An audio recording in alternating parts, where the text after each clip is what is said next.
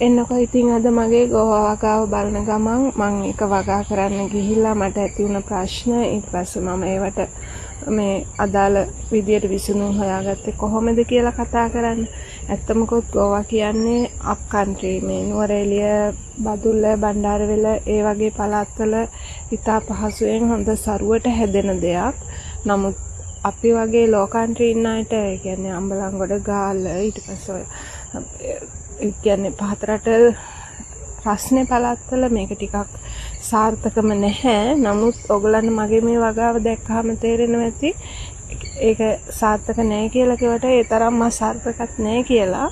අතරම මම මේ වගා කරද්දී ගත්තේ වගා මාධ්‍ය විදියට වැලි කොහොබත් කොම්පෝස්ට් සමාන කොටස් වලින් අරගෙන ඒක මේ මම පොට්වල හා ගෝ බෑග් වල තමයි ඔක්කොම හදලා තියෙන්නේ. ඊළඟට මේවා තවාන් කරේ වෙන වෙනම සීස් ට්‍රේ වල මේ ඒවයි තවාන් කරලා සාමාන්‍යයෙන් කොළ 4-5 වගේ ආවට පස්සේ තමයි මම ග්‍රෝ බෑග් එකට හරි පොට් එකට හරි දාගත්තේ. එතකොට මේගොල්ලන් ගෝවා කියන්නේ ගොඩාක් වතුර ඕනේ. ඒ වගේම පොහොර ගොඩාක් ඕන කරනවා.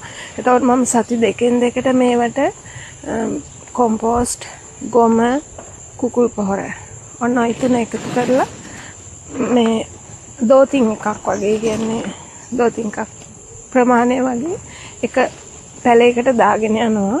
ඊට අමතරව මේගොල්ලන් පොඩි කාලේදී මම කෙමිකල් ಜಾති දැම්මා. හැබැයි මේක ලොකු වෙනකොට මම කෙමිකල් දාන එක නතර කරනවා. නතර කළා.